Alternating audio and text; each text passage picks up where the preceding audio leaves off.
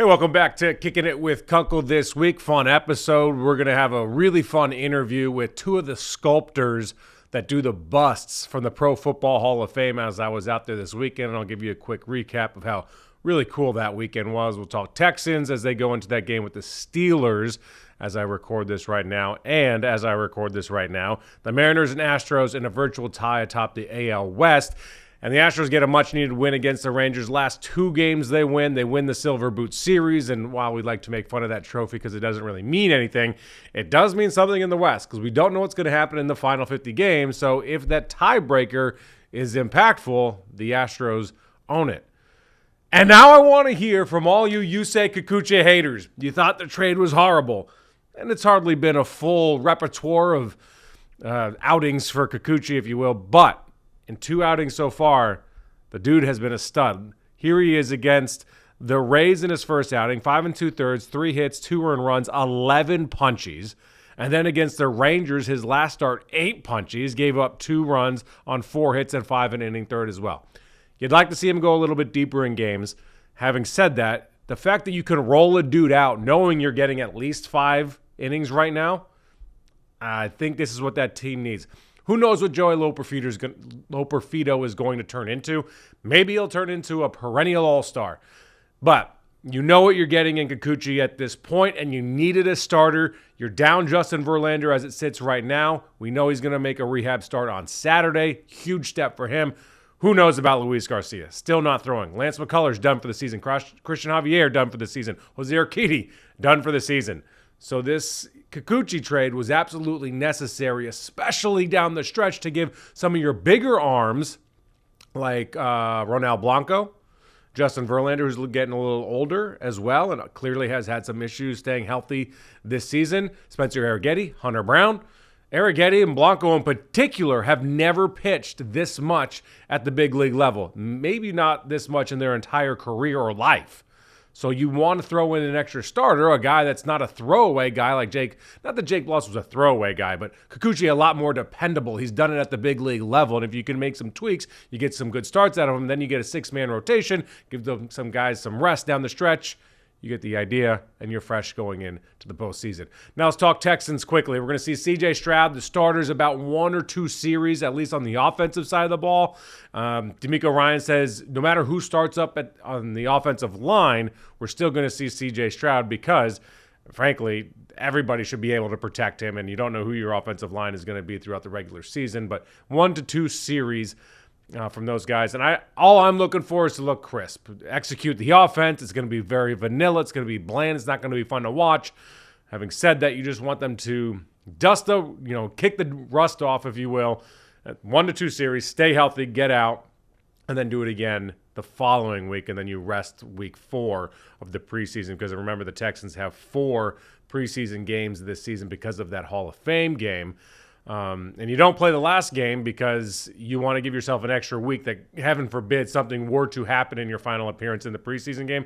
You get that extra week between week 3 and the first week of the regular season to get healthy and ready to roll for when it really does matter. All right, now for this interview, so we're walking around the Pro Football Hall of Fame, and we run into 2 of the sculptors for the bus of the Hall of Fame, and they've been doing this for a really long time. It was really a fun conversation, and we did it on a cell phone, so the audio is not amazing. I think it's good enough that you guys are going to be able to hear it and understand it, but some really cool tidbits in here. So this week on Kickin It With Kunkel, I hope you guys enjoy this. What does that mean for you? Well, this is only his second time being able to go through the induction weekend, and I've done it several times, and Scott's never done it, so it's a good thing. What changed? Director. What does it mean? Porter. What does it mean to you to be up here with the guys? It's amazing that we're included instead of an afterthought. That it's to be able to be here and be an honor for what we've done. This is my 41st year. Go ahead. So it's just been amazing to be valued for what we do, and it's always good to come back and be a part of this. Why were you guys such a secret for so long? Good question. No, I've always been we haven't been able to come to or not be able to. It's this time they invite us and paid for us to come and be a part of it. So it's just a new experience for us to be able to be here, all of the group. If you could, when you got the phone call that they wanted to do this, what was that moment like for you? I was here meeting with the director, with Jim Porter last November, and he said it's time to make some changes here. I realized that we've always been valued, but it's just going to change some things, and want you to be more involved from now on. And it was a shock. I mean, I had to sit. Let me take a second. I got to soak this in. So, not to say that we've been treated bad. It's not what this is about. But it's just great to be able to be more treated as part of the Hall of Fame experience than we've had in the past. What about for you, to be able to come up here for your first time and be treated in this way? Well, it's pretty awesome. The funnest thing is just being here with a lot of, I'm up to, Blair sculpted over 100 busts. This year I got up to 50 busts that I've done, and just to run into guys that I've sculpted over the years and shake hands with them again and be reminded like how grateful they are for the bust that I created. They're like, man, thanks. You did a good job, man. Everybody in my family says it looks just like me. I don't know if that's good or bad, but thanks for doing a good job. So it's cool. And then the hall's just been real great, driving us around. We feel like rock stars. It's kind of fun. Do you guys have a favorite bust that you created? No, it's kind of like, who's your favorite kid? There's a lot of them for different reasons. Some are just fun to be with, and some are a challenge. You try to capture the experience, but each one of them have their own story. I've done about a third of the whole bus here, 120 something, but it's been amazing. What was the first one you did, and what was the last one you did? Sid Gilman. Okay. And this year I did 4. Who'd you do this year? Steve McMichael, Randy Gradishaw, Patrick Willis, and Julius Peppers. Was Julius a little bit bigger than everybody else's with that head? Yeah, he's a big guy. Yeah, I was looking forward to doing him with the dreads and tied back, but he wanted a short haircut. So they get to pick the expression where they want to be represented, and I have to do them when they play. And so they get to pick at the beginning of their career, the end of the career, what hairstyle they want. So we just have some fun with, but I have to do them when they played. Who was the first and last one you did? See, the very first one I did was Gene Hickerson in 2007, and this last year I did Dwight Freeney and Devin Hester. So it was a lot of fun. Dwight and Devin both came out at different times in the studio and posed. Devin was really excited to have his long locks back, so we sculpted him with his long hair. He's really missed his hair apparently, so his wife has not apparently. So I didn't want to cause any spousal animosity in there. But anyways, he's got the long hair, so Bears fans will be excited that he's playing with his long dreads. So that'll be in the hall with his long dreads. And then Freeney was just Blair and I always talk about this. They're just normal guys. They're super nice guys. They seem as impressed with what we do, that we take lumps of clay and form it into likenesses of them, as anybody's impressed with their career. So they're just it's a cool experience. How do you decide who does what bust? Do you get the first pick? It's like a draft. Yeah, Blair's always first pick. He's got the first draft. So he's the head sculptor. Okay. So he's the guy that does it. I got a great team. So it's great to be a part of it. How many more years you got in you? I don't know. I joke about saying that I'll think about it. I played football with Andy Reid at BYU, so Andy retires, I get to sculpt him, then I'll think about when closing this down. But yeah, it's so I've done, another teammate was Steve Young, So it's fun. Get to know these guys. But before I got involved, the sculptor never met the inductees. It was all from pictures and a hat size, I guess. But so I've been able to have all the guys pose for me. And if they're, they get to pick how they want to be represented, and so that's been a change since 1983. How much of a responsibility do you guys feel when you guys do this, that it lives forever in one of the most famous buildings in the country? And it's great to go through with the bus because there's almost like a reverence there, and people kind of whispering and talking about their favorite guys, and it is a special place here for sure. How cool is it for you to see your work live forever like that as well, the responsibility that you carry? Well, I mean, it's something that's really, first and foremost, we're artists and we love to create artwork, and portraiture is something that I've always liked to do. And I remember I was in high school when I first met Blair, and I saw he had a bust of Terry Bradshaw that he just done, and I'm just like, is that Terry Bradshaw? And he's like, yeah. And I'm like, do you do busts for the Hall of Fame? He's like, yeah, I do busts for the Hall of Fame. I'm like, and it just blew my mind. And just at that point as a senior in high school where I'm like, I want to be a sculptor. I want to do busts for the Hall of Fame. And then in 2007, it's like to actually live my dream and get to work for Blair, learn from Blair, and to do it on my own. It was it's awesome. When I come here, I'm just like, man, I grew up on a farm in a tiny town in southeast Idaho, and now I'm one of the sculptors for the Hall of Fame, and I, get to do monumental sculptures all over the country. It's awesome. It's not a big deal because I do it every day, but when you come back here, that's one of those times you get to kind of pinch yourself and oh, I've gotten to live a dream that I had when I was a kid. This is pretty cool. So it's a good feeling.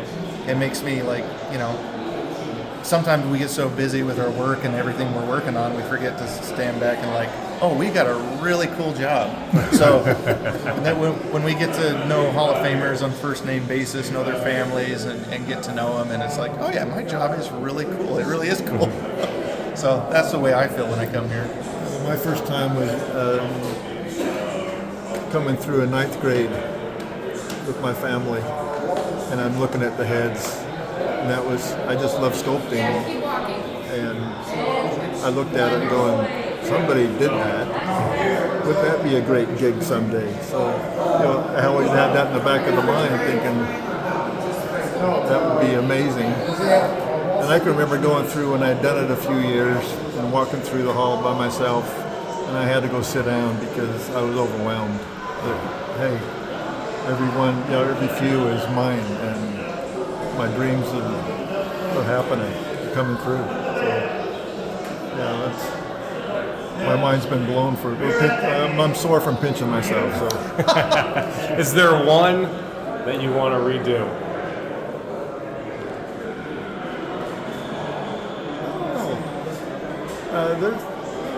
There's always things you go back and say I wish I would have had a shot, but I don't know that I can't think right off